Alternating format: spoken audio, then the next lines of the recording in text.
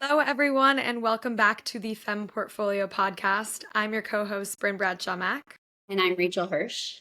And today we have the incredible Sarah Larson Levey with us. She is the co-founder of Y7. Sarah, will you tell us a little bit about you? Sure. I am the co-founder of Y7 Studio. We have 9 locations nationwide, New York, LA, and Austin. I'm also a 200-hour registered yoga instructor. I'm an author and a mother of young Yes. children. I just feel like I have to add that on now because I think people are a little kinder to me if I misspeak or forget words because that happens A a little lot more more now than it understanding. used to. Or forgive me for sounding like this because I have toddlers in daycare, so I'm sick all the time. How old are they? My daughter is 2 and my son is 4. So cute. They're How has really that been balancing motherhood and everything you've been going through? Oh my gosh, it's one of those things where you just kind of do it. Like there's not really a you don't really get like this is my plan. Like things just kind of like shit just flies your way and you're like, ah. Um it's it's really tough. It's super challenging and I find like the hardest part is especially like throughout COVID when our son was home with us for like the first 2 years from like 2020 to 2022 he was home because daycares and like schools were closed, things were shutting down. We were kind of like transient. We weren't sure where we were going to live. So he was home with us with a nanny and it was so hard to like make that quick like brain switch from like, okay, I'm looking at a spreadsheet to like I'm changing a diaper and like maybe I'm like looking at a diaper rash. Like, is that a weird bump? I don't know. And then I'm going back to like talking about work and it's like that switch was like super jarring for me and it's like not quick. It like takes my brain like a little bit more of like, it's not switching from like looking at a spreadsheet to like, now looking at class scheduling or looking at like, it's kind of all in the same vein. If I'm doing anything related to Y7, it's all related to the business, right? Like maybe different parts, but it's still all related to the business where like making that brain switch from like work to like parenthood is like so difficult. And I feel like I need a longer like transition period between like working and then like when I'm with my kids. Like I need a solid like hour buffer that I don't always get. But when I get that buffer, it's always like I'm a little bit more, I don't want to say like empathetic, but more understanding that I'm dealing with a 2 and a 4-year-old as opposed to like an adult. So I'm not like talking to my kids like, they're an employee. I'm not like, I told you to get this done. Like, why isn't it done? The mode shifting is hard, even as someone without kids. Like going from working, I work from home, working right into relaxation mode or having my boyfriend come home, like whatever, that energy transition is that's a learned skill over time. I don't think that's And just like a it's so hard too, especially in like the work from home environment where like everywhere in this house is kind of my office. Like I totally. don't have like a dedicated workspace. I like to kind of like roam around and like change setting. So for me, it's like everywhere is like a little reminder of work. So it's hard mentally to kind of like make that switch. So I've had to really like catch myself sometimes where I like, pick my kids up, I'm like all in business mode. Let's get into Y7 because we're also obsessed with your business. Yes. Let's Thank start from you. the beginning because there's so many exciting things that have recently happened that Yes. we need to dig into. But let's start from the beginning. What inspired you to start it? What was the beginning like? Tell us everything. The inspiration was really kind of, and I think, and I believe the best businesses and in any way kind of come from, a personal desire or a real personal connection to it. And that was really the case with Y7. Um, I have sciatica and I pinched my sciatic nerve in 2012, in like late 2012. And I had like undiagnosed sciatica and I didn't know I had until I pinched my nerve. And so, coming out of that injury, it was a lot of like, okay, like you really need to focus on like core stabilization and like yoga, like Pilates, like those are going to be your best friends. Like it's all about like balance and like really centering yourself, in order to get back to other kinds of more like high intensity movement. So that led me to literally, I mean, I worked in fashion. I was making like $30,000 a year. I was so poor. Um, I couldn't really afford Pilates. And this was really when Pilates, this was also like really before boutique fitness too. So there were no like Pilates studios that we see like all over the place now. And it was really just like your only option for Pilates was like a private, and it was like $250.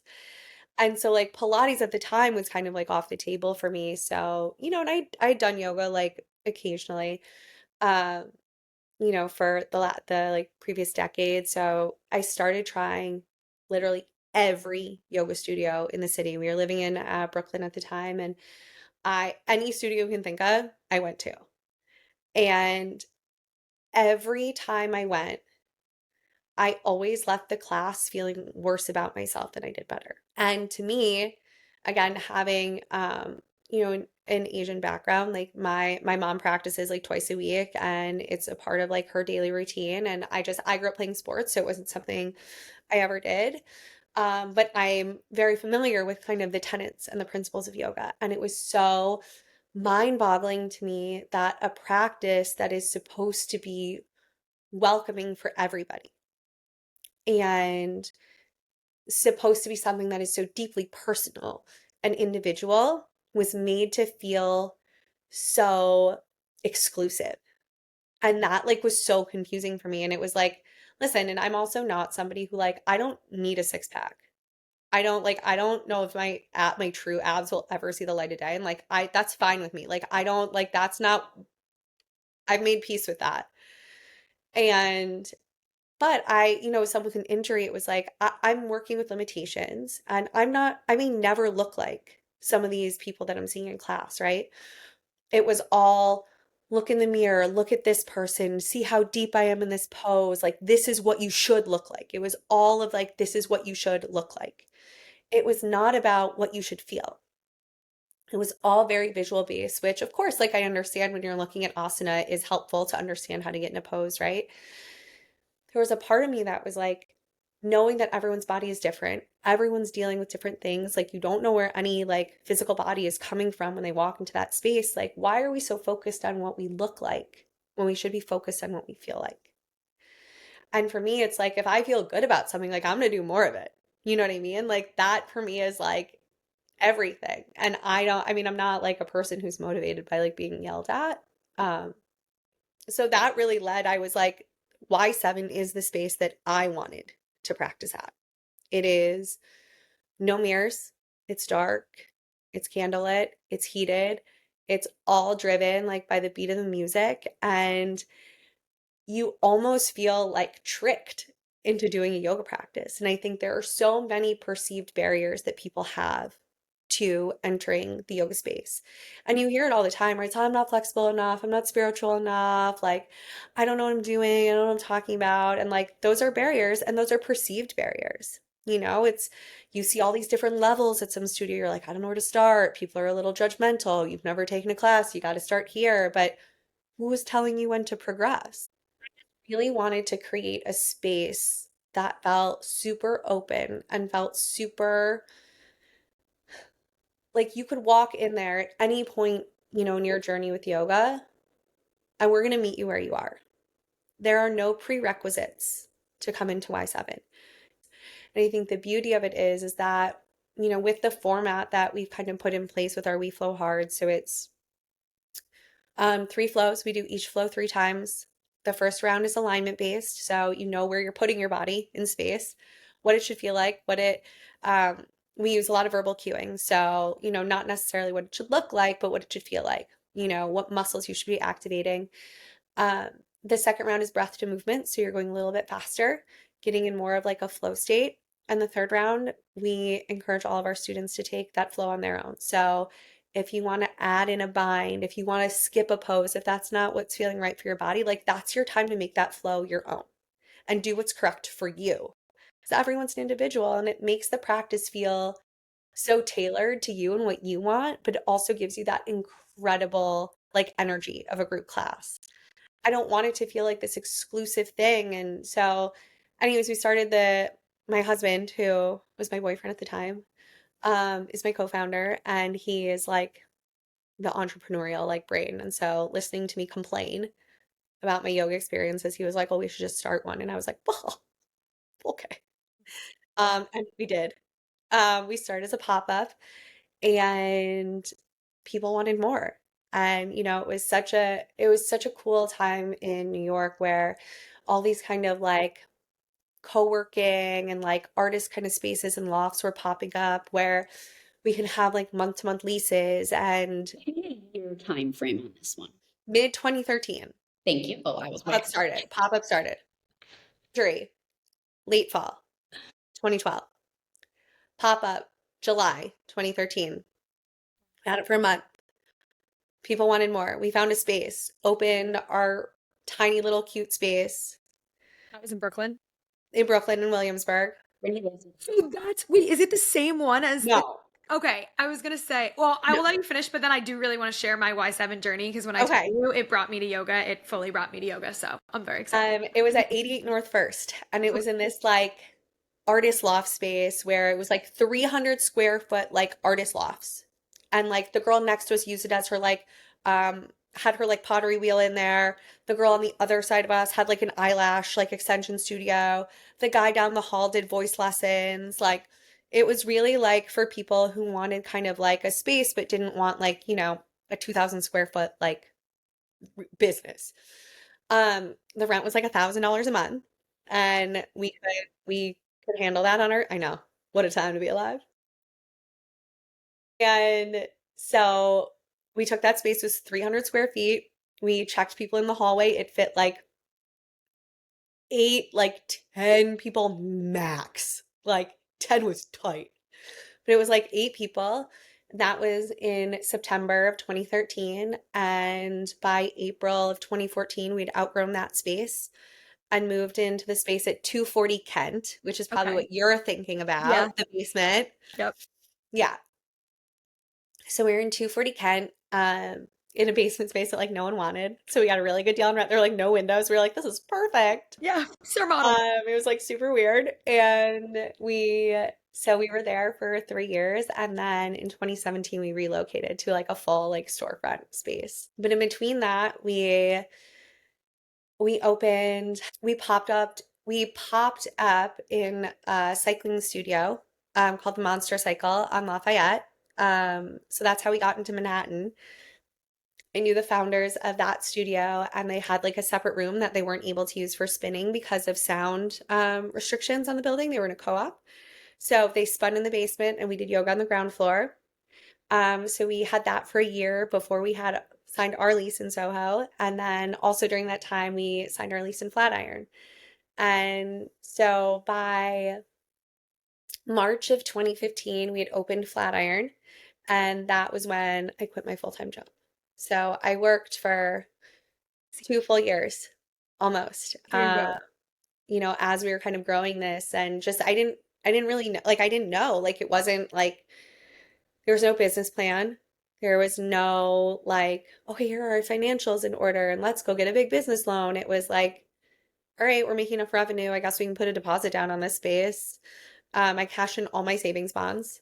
Like I had to call my parents and be like, hey, Trust can me. I I was have a like, plan here. can I have my savings bonds back? I was like, how much I got in there? Some of So, the listeners don't even know what a savings bond is, and I don't mean that it's like a generational no, thing, not an no, educational thing. That is a generational thing. I am 38. So Listen, I'm still with you. I was born in December 86. So when I was born, a great gift instead of, a onesie or a postpartum doula fund for Gen Z was here is a $50 savings bond. And over time, it will mature in the market and you just hang on to these bonds. And when you turn 18, you can have them. Story. I want to hear your advice. Yes. The reason why this interview excited me so much is it was so fascinating hearing the impetus behind starting the brand from your perspective, because I actually came at it from a same but different angle, which is for me, yoga felt very intimidating in the sense of like the slowness and the traditional form. And I did feel inclusivity in the classes that I attended. It just felt like, whoa, these people are like grounded as fuck, and I am not. And if you know anything about me, you know I'm super intense. I move at a mile a minute, and And like, that, like, by the way, like, I'm the same way. And like, you and yeah, I are the ones who need the yoga the most. yeah, oh, Like, give it to us. 100%. I We actually need it. saw I saw such an amazing post by this fitness instructor I follow, and he said, whatever workouts you're called to do, pretty much do the opposite. So, like, if you're Yes. called to continue to go to strength training, like, not stop it altogether, but, audible and try something different. So, I knew I needed yoga, and actually, I got into it primarily when I graduated and was working in a really demanding job, and I was like trying to fit puzzle pieces into my schedule. And I had a Y7 studio near me in Murray Hill, and I think that one was inside of another. Hollis, yeah. Yes, exactly. And I was like 2 blocks away and religiously went. And that was my turning point of like, okay, wait, yoga doesn't need to always be like so slow and grounding all the time. Like the music choices, the energy, the classes just felt like they moved quickly. And I needed that for someone who wasn't sold on yoga. And now I'm like, And I fast think forward. that's like too one of the things that I was trying to do is like I don't love working out. I'm not like in a class, I'm like, oh, I love this so Feel much. you. Like I love it after, but like me getting there, tough. I'm not like enjoying it like so much, during the time that I'm doing it. So I think something that we also like I was really intentional about is like I wanted to feel fun. And like I also think, like now my practice looks different. Like now I enjoy moving a little bit slower. Like I'm in a different place in my body. I have different goals for my practice. But in the beginning, like, oh my God, like I would never do this now, but like I used to work a full day. I used to leave work. I used to book it from the office. I used to take 7 p.m. We Flow Hard and go to dinner after. Yeah, it's insane. What it's like to be young. Like what? No, Like but I would also never do you like that. get the addiction. That's what got me into yoga and actually got me the yoga bug. And to your point, now I can take slower classes. Now I feel more confident. I still end up finding myself at Y7 all the time. It's like where I go with friends. You'll appreciate this. I'm I'll Williamsburg take it. based now, and I got my older brother and his roommates I into love it. Y7.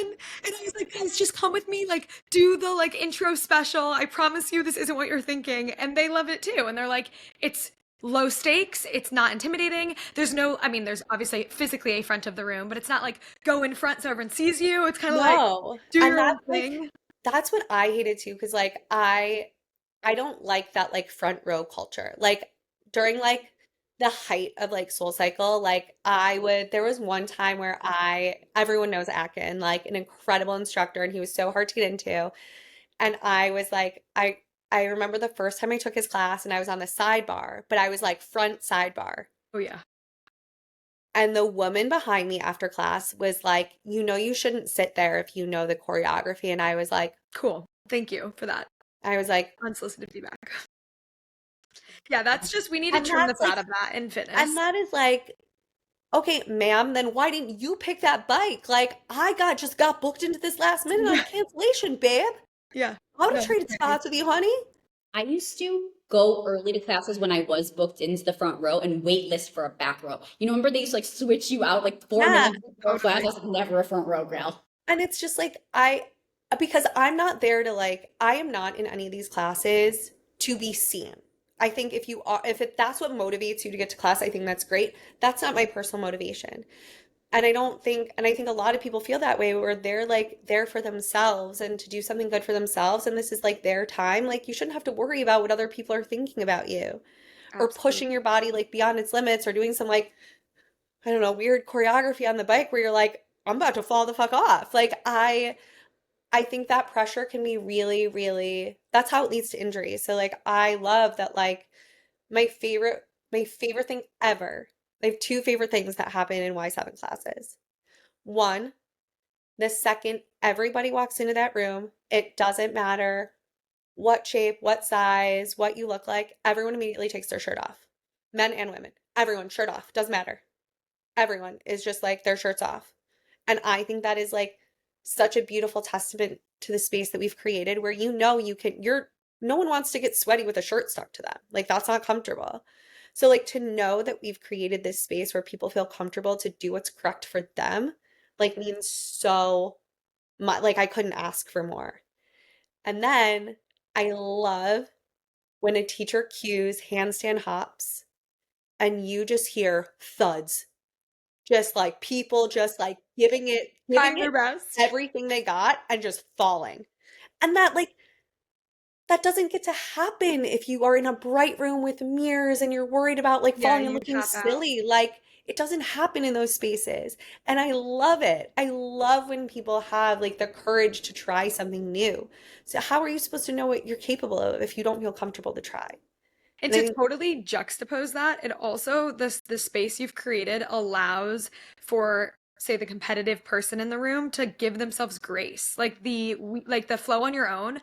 I very frequently rest in child's pose during that time. And same. like again, for the fast person, I'm like, I need that moment of slowness. I'm not good at meditating, I'm not good at slowing down. But even in other classes, sometimes I don't feel like they say that's available to you, but do you actually want to be the person sitting there in child's pose when everyone else is doing handstands or what have you? Like, Rachel, good on you. And like listeners, you should feel comfortable doing that. But I'm bad about it. Like I get the competition element where I love that about Y7. Like I can go in and go very hard, or I can go in and completely relax, and like no one can literally see me. The person next to me can barely see me. So And two, I think, as women and like going through like all of our hormonal cycles for the month, like your practice is going to look different like every day. And like you should honor that. Like it is a space to honor that. Like just had this. it is like, yeah, like you think I want to do anything when I'm on my fucking period? Like, no. Like everyone's different. Like some people like continue to want to push themselves, and that's great. But it's also like knowing that like work with your body. Like work with your body. Like find the workouts that like are working with you as opposed to like against you where you are, and like your cycle or just like in your life. And I think it's really beautiful to take advantage of like those options for rest. I have always called Y7 like the gateway drug to yoga. This is your entry point. You know what I mean? Amazing. This is Spot it. on. This is Okay, your point. so you've given us like, I totally understand why everyone's obsessed. I understand how you expanded so quickly, but you were still just in New York. At what point did you start going like literally across the country and all over? Tell like all about that decision in terms of how you knew, where you decided. I want details. So that was a choice. Not one I would have done if I had to redo it. And in the beginning of 2016, Rebecca Minkoff has been a client of ours was a client of ours for years. And Becky was opening her store on Melrose at the top of 2016. And she was like, we have this really cool, like kind of extra backspace. We're also launching activewear, and we want to be able to do kind of these pop-ups, like a shop and shop basically with brands. We resonate. She's like, would you guys want to come out for like 2 weeks and pop up? And I was like, yeah. Yeah. So basically we have this amazing space like right in the back of like Becky's store. And I think we fit like 20 mats in there. Like we branded it, like we got the heaters in and all that. And we popped up there for 2 weeks and we were sold out. And so we said, oh no, this was September of 2015. Sorry, this was September of 2015. And after 2 weeks in September, we said, oh, maybe we should open a studio here. We already have a ton of clients. So, and this is like the most impressed I've ever been with my husband, to be honest. Like, he found a spot in October, literally across the street on Melrose, signed the lease, Amazing.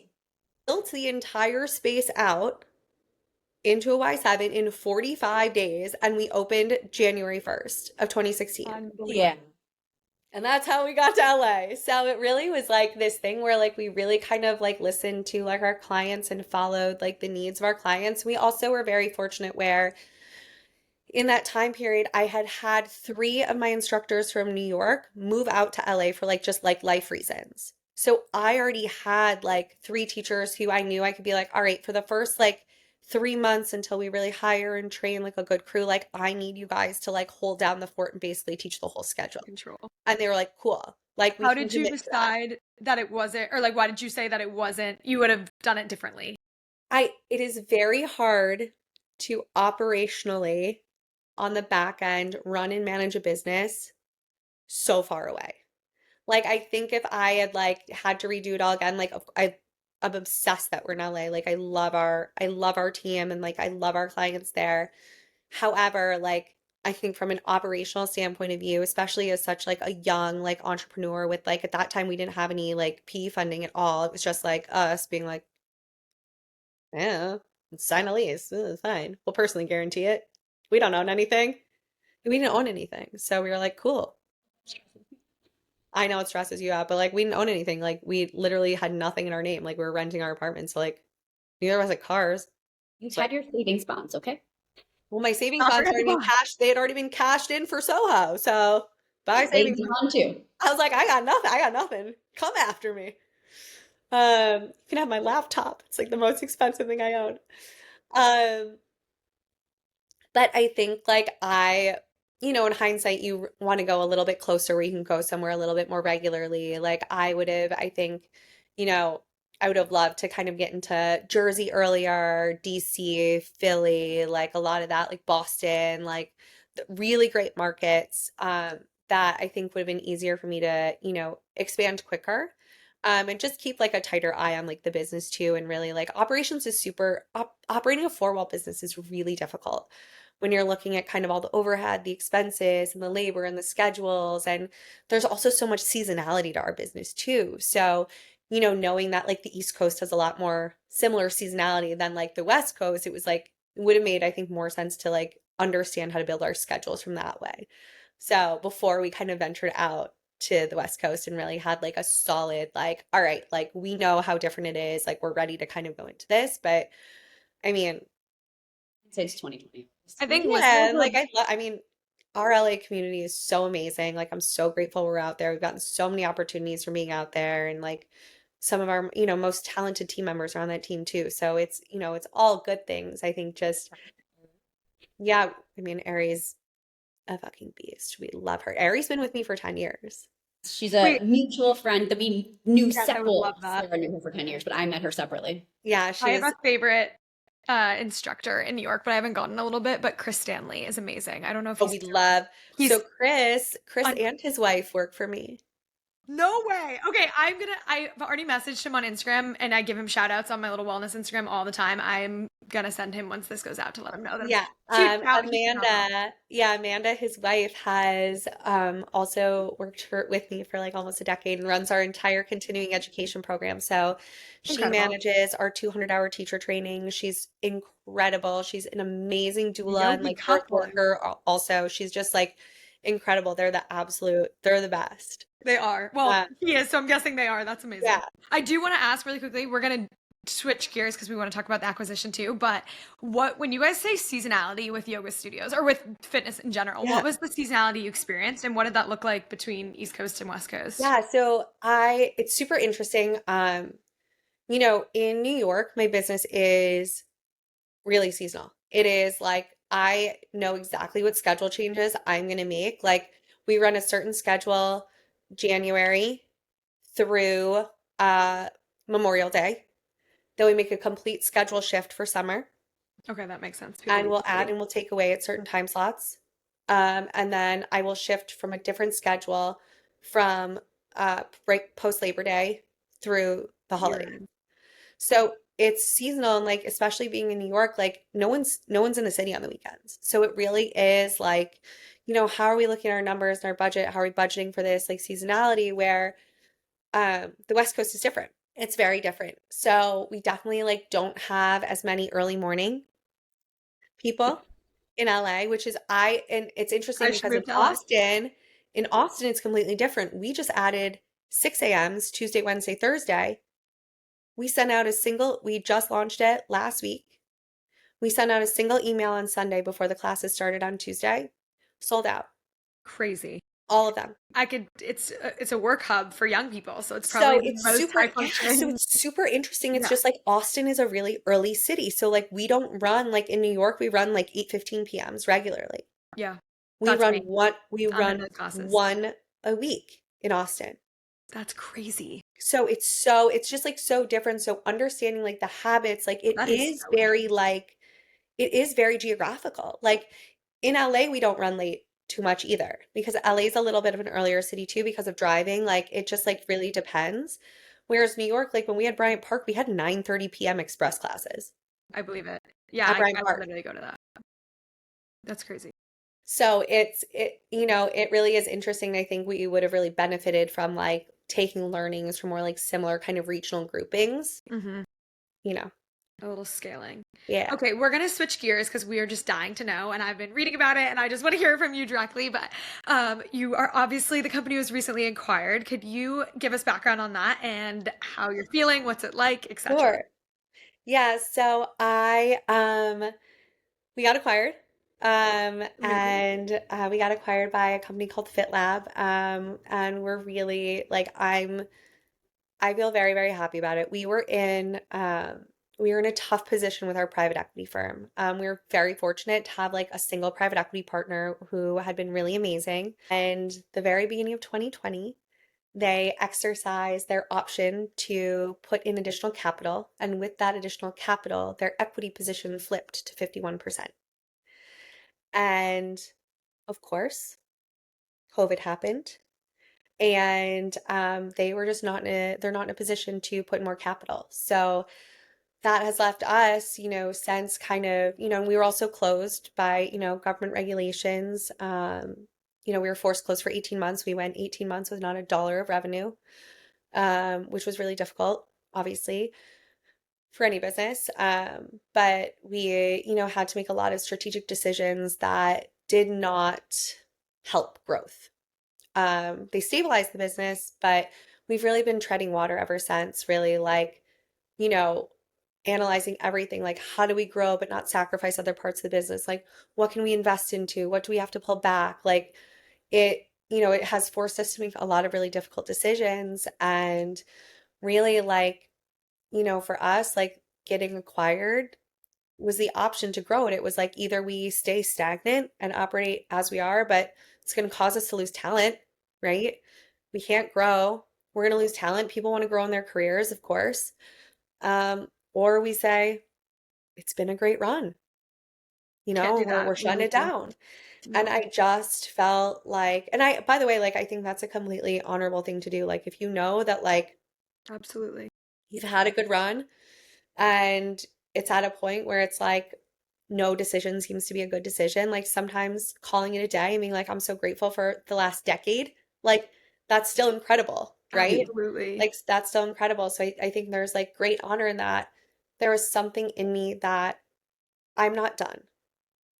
And so, we're really fortunate to be working with this group. And it gives us a shot at growing and expanding and bringing what we do to more people. And that really, I think, kind of when I look at like my overall purpose to why I feel connected to why Seven and what we do, it's like I want to be able to bring yoga to more people. I want people who have always thought this isn't for me, this isn't for me, to realize that it can be if they want it to be. And it can be whatever they make it, and I think that's really important. I feel grateful and I feel grateful to have, support from uh, a larger team. Also where, not to like, adjust my crown, but like it's fucking lonely at the top, man. It's like I don't have anyone to like collaborate with on like decisions who is like at kind of the same level. Like unfortunately, like with COVID, like I had to let go of my executive team. Like I, got to a point where like I couldn't bump their salaries to where they were in the beginning of 2020. It wasn't doing any service for them in their careers. And so, I kind of gave them all choice to do what they want and like whatever the time transition looked like. And so it's been difficult. Like what is the right decision? Like I don't know. I haven't done this before. I haven't run this playbook before, right? So real. This is the only time I've ever owned a business. So everything I'm doing is new for me essentially. So it is so nice. And it takes a lot, like a big weight off my shoulder to be able to have people I can call me like, hey, like I want to do this, like I'm thinking about this, like I just want to like talk through it and like make sure it makes sense. From kind of a big like overhead view. And kind of get that feedback. And I've really missed that like collaboration of a team. Before we wrap up, because we have Bryn asks 5 ending questions that are pretty much the best part of this podcast. Okay, great. Before we end, what's next for you? What's next for the brand? Give us all the exciting things we have to look forward to. I'm still with the brand. I was part of the deal. So I went. Yay! Just I'm still packing. there. But I'm also, still I'm still running the show. Um, as much as I can. So I am still very, very involved in the business on a day-to-day level, which I'm like so excited to do. For me, it's like a new chapter of growth and expansion for the brand. Um, and again, like I feel like I have the brain space to kind of really like be at that level again, which I'm super excited about. We are definitely reintroducing merch. my favorite sports bra with my prayer. Yeah, working on a bunch of new collections with our designer and like just really excited to do that and bring back a little bit of like lightheartedness, I think, to like, the vibe. We are hopefully um opening more locations in the coming years. So definitely some like physical expansion. They have a lot of really great four-wall business brands that they work with, and a ton of other like events brands. So they also own Ragnar, which is like a race brand, which is really fun. So like really cool opportunities to like cross promote and also like be at these other events and like just introduce more people to like Y7 and like what we do. They recently acquired a running studio in New York also, Mile High. So we're gonna do some fun, like, yeah, that deal is done.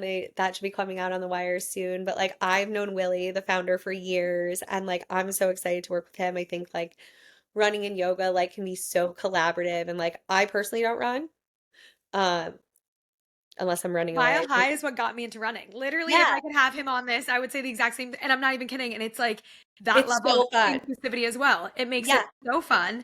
It's also like a great balance of like you can go in there and do the damn thing and make it super challenging, or you can go in and you can keep to like the low end of the ranges. their their programming is so thoughtful. So I'm like, we share, like Willie and I share so much of the same like ethos when it comes to Yeah. like how we really want to like be inclusive in the modalities that like we love.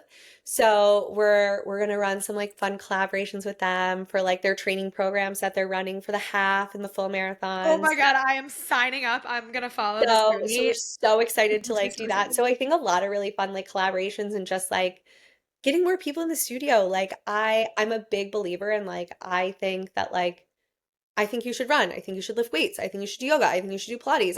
And I think you should do the things you love. Like, I think there's a lot of like noise around kind of like fitness trends and things like that. But the smartest people who are, I think, the most in tune with their bodies know that like you have to be activating different parts of your body like constantly. And that's how you're going to be in like, you know, I think the most like holistic view of health, right? Like you need to run for your heart health. Like yoga's so good for your bone health. It's all like loading and body weight and like push, right?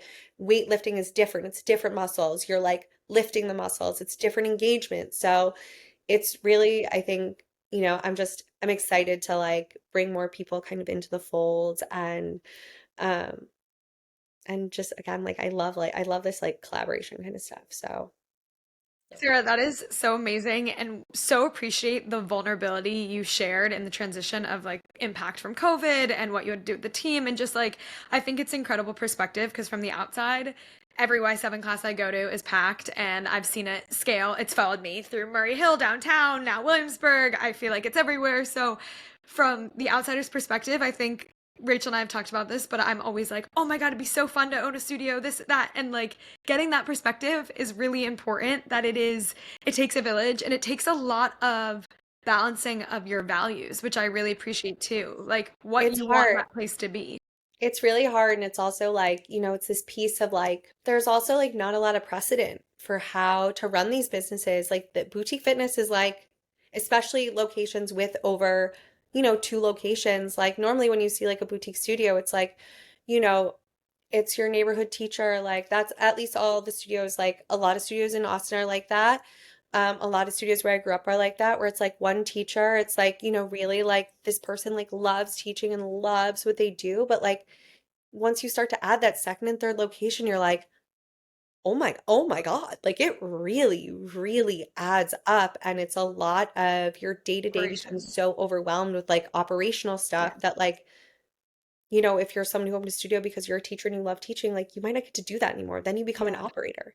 Yeah. Yes. Yeah. I'm, It becomes a business, Yes. really. yeah, like I feel fortunate that I know, like I will teach. that is not where